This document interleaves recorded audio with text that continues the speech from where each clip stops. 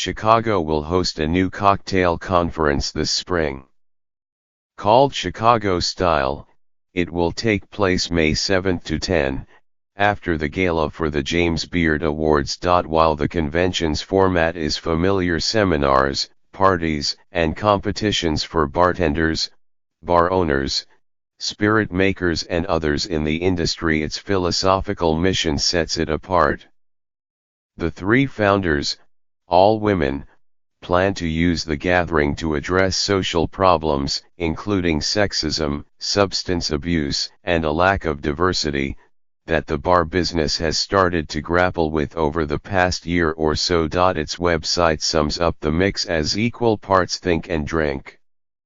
Where we will differ from other conferences is the diversity of our panelists and participants, and our inclusion of discussions directly addressing race, gender, and sexual identity within these panel topics, said Shelby Allison, an owner of the Chicago Tiki Bar Lost Lake and one of the event's founders. The other two are Caitlin Lehman, the beverage director at the Ace Hotel, where many of the convention's daytime events will take place, and Sharon Braunstein, directing of marketing for the 86 Co., which makes and imports spirits. The timing of the new convention is fortuitous, just months after the founders of Tales of the Cocktail launched the world's preeminent cocktail conclave in New Orleans stepped down after accusations of racial insensitivity.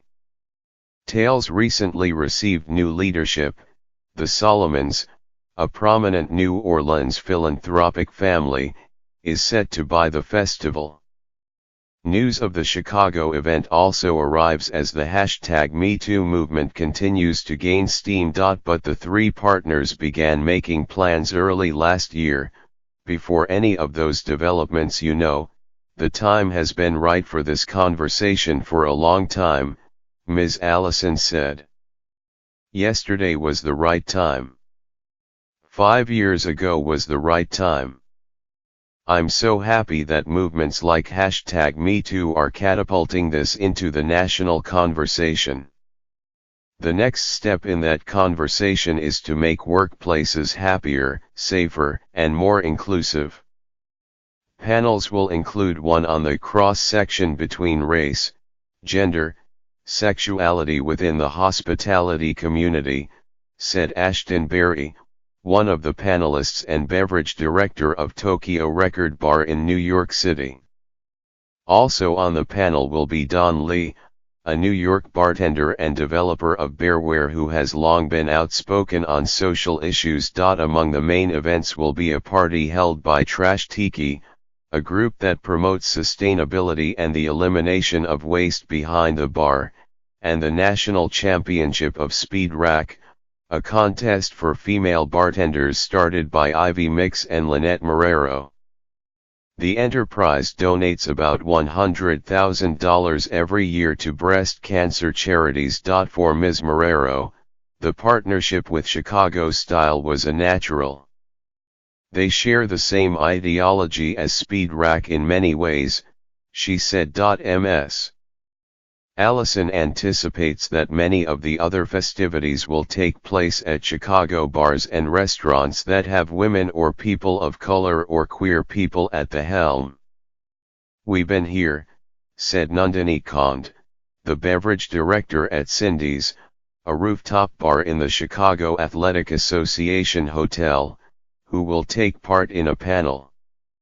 We are brown, we are queer, and you may not have noticed because the institutions are slower to acknowledge the shift in the paradigm. The convention's intent to do things differently extends to its corporate sponsorship. Critics of cocktail conventions have complained in the past that powerful liquor conglomerates use their influence to set the agenda.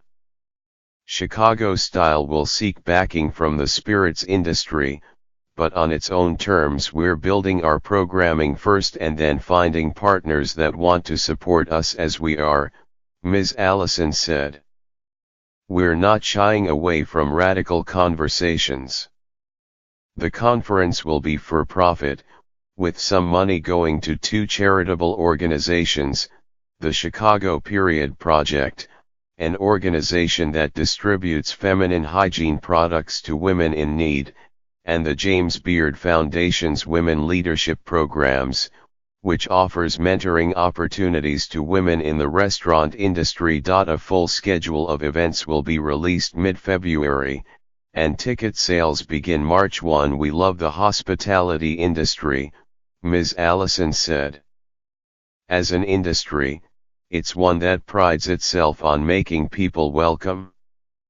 There's no way we can continue to pride ourselves on inclusion if we don't also operate our businesses on that level.